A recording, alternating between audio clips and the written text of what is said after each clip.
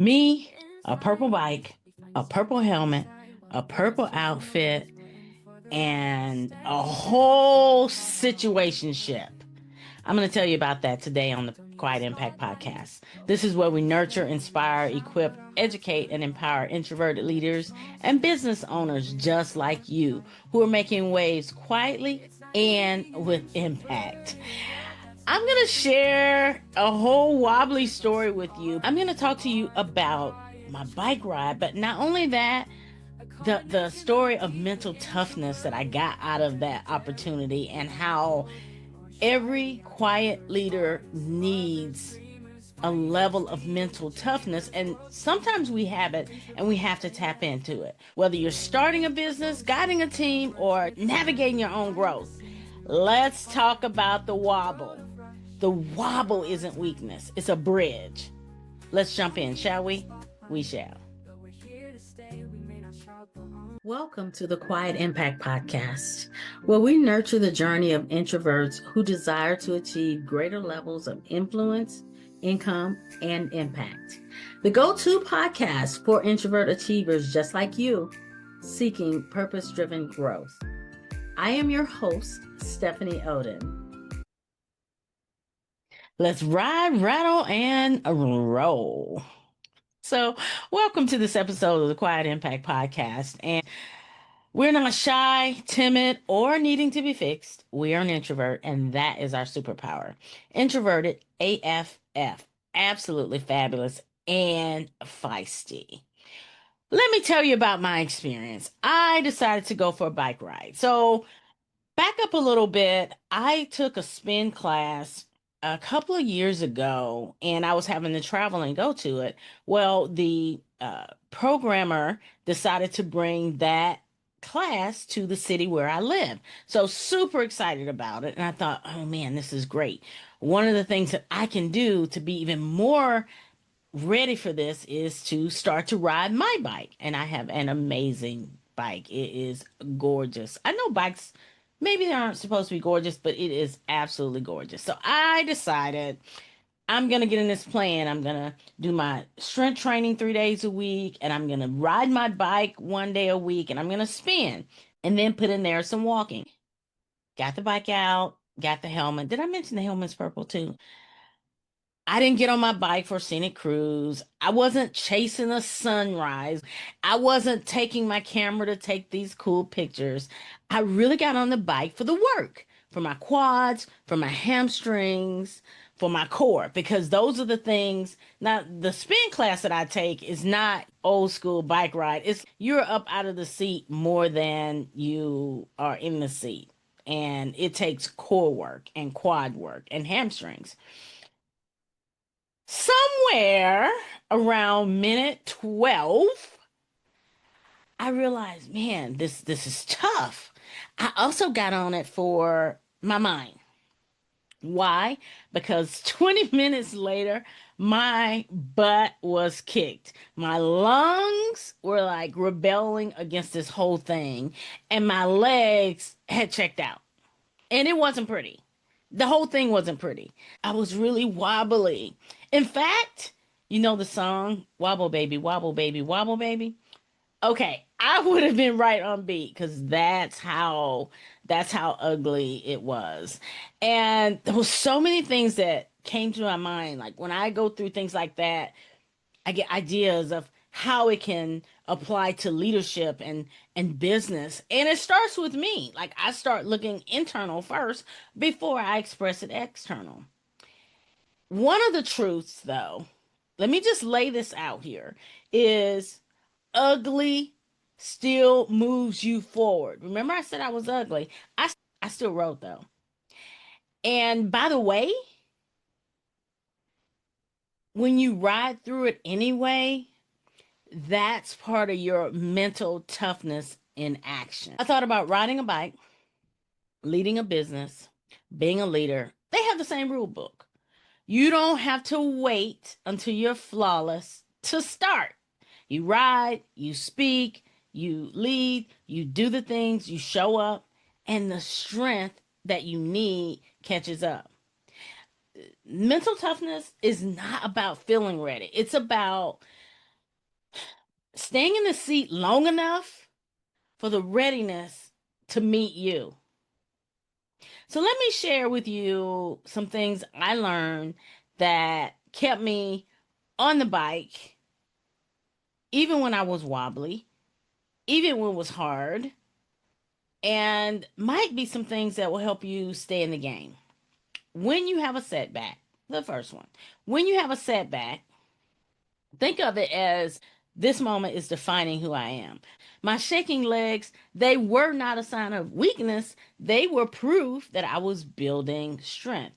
Same goes for the first time you go live, or you raise your rates, or you lead your first team meeting, or you do your first round of leadership talking, speaking from a stage. Same thing goes. Even now, when I go and speak in front of a audience or I deliver a corporate training, I'm still nervous. And there's the proof that I'm actually still building strength. Second one, when you encounter adversity, embrace it as a detour to something greater. What I was doing, the wobble, the having to work hard, it wasn't punishment.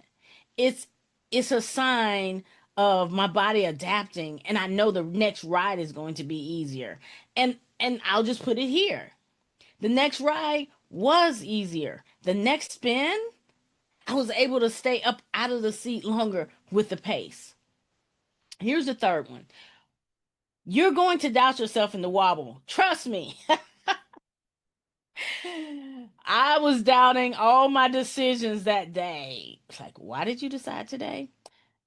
But when self doubt crowds in, find a way to replace it with positive talk. And you have to catch it. Like you have to capture the thought as it's coming in. And you have to choose to accept it or reject it. I think I learned that from Bob Proctor is accept it or reject it. I don't have to embrace everything that comes in. I can choose to accept or reject. So on the bike, I told myself, you're stronger than you think. You're stronger than you think. And in business, the same mantra can shift your momentum. I'm stronger than I think. I'm smarter than I think. I'm more courageous than I think. Number four, when you feel it's impossible, and I tap into my faith on this one. When I feel it's impossible, remember that with God, all things are possible. My faith is a quiet fuel that many times can outlast fatigue, feelings of defeat, the that voices sometimes that lead you in a way that you don't want to go. Like I'm gonna be real, like be human. Those days of separating your feelings and your emotions from who you are and what you deliver, they're gone. It's how we integrate all of those to show up to be the best version of ourselves. Number five, when you fail, find the lesson and recall a time you succeeded. Every wobble is data. Adjust, keep pedaling, and remember your last win. For me, I tapped into, well, I just did a spin class on Thursday, so I know I'm quite capable of navigating this. And the last time I rode my bike, I knew I was capable of navigating it. So tapping into that last time you were able to succeed. And when you feel drained, don't give up. Finish. That last 30 seconds of the ride on my way back to my house, they were my slowest, but they mattered. What choice did I have? Well, I could have got off the bike and pushed the bike. Ain't no shame in my game, okay? I didn't care. Sometimes ego gets in the way and we feel like, oh, we got to be polished and perfect. No, I was not beyond pushing the bike, like walking beside it, pushing the bike. I just chose not to. I chose to go slow. I was distracted. I was very distracted.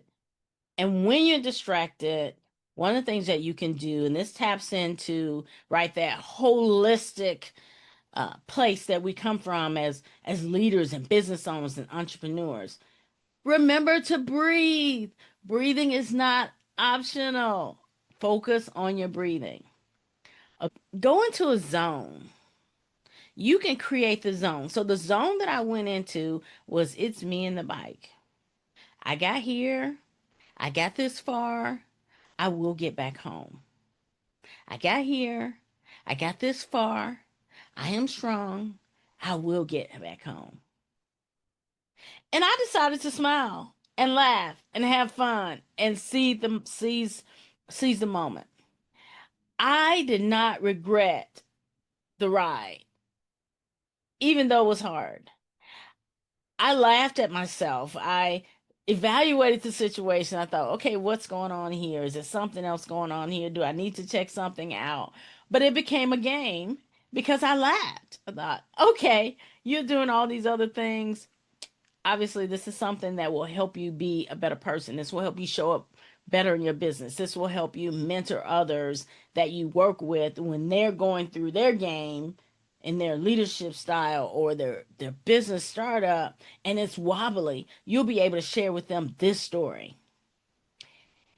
And then the last one, still tapping into who I am, part of who I am, the faith side of me. When you feel lost, and you feel like your mental toughness ain't so tough, pray. I really was praying. I was like, Lord, let me make it home. Direction comes in those quiet moments, like mid wobble. The other thing I was praying was like, Lord, please let the cars see me. I'm gonna have to get some mirrors for my bike. I don't have those. It's like, please let them see me because I am so focused right now on this wobbly thing that I can't tell you I won't wobble right in the path of the traffic and it won't even be their fault.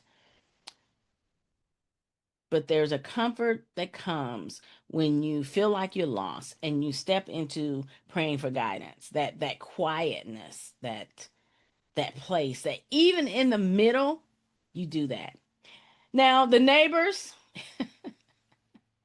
they saw a woman in a purple helmet on a purple bike, wearing purple and looking like a hot mess express. I know they did.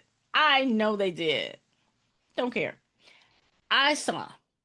I saw a woman who stayed in her seat, who found her rhythm, who proved again that this wobble is just a bridge between where you are and where you're headed.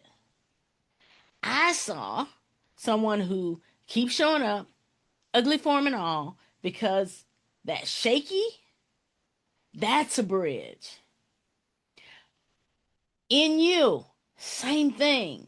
When you wobble and you get back, when you wobble and you come back, ugly form and all, shaky and all, that's your bridge. That's the bridge between where you are and where you're going. So here's the truth.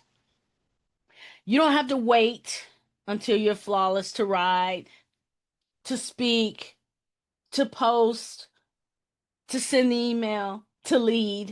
You don't have to wait. You ride, you speak, you lead, you start. And one of the things I want you to pay attention to, and don't discount it, watch your strength, own your strength, your toughness, your resilience, it's going to show up. And at the end, you'll be able to say, you know what? Good job, self. Good job, self. I wobbled, I rattled, I rolled, but I stayed here and I stayed in the game. If you're an introverted achiever, like I share master classes in my community, I share marketing strategies, I share leadership strategies. If you're an introvert achiever and you're tired of riding alone, like you feel like you're wobbling in silence, and you're wondering if will my pace ever will it ever match my vision, come ride with us, come hang out with us. The Introvert Achievers Network is where quiet leaders they find their rhythm. You can build without burnout. You have a seat and a podium, and we celebrate the wobbles. Matter of fact, I had someone, we've been talking about doing more videos, and I had someone finally, she went on and said, somebody said I need to do more videos, and she did it, and she showed up, and it was wobbly. That's a win. Come hang out with us. You can get the details down in the show notes in the comments. And let me know your thoughts, your takeaway on this experience. And I look forward to seeing you on the next episode of the Quiet Impact Podcast. That's it for this episode of the Quiet Impact Podcast. Thank you for joining us. It's been an absolute pleasure. Let me know any insights that you have from this episode.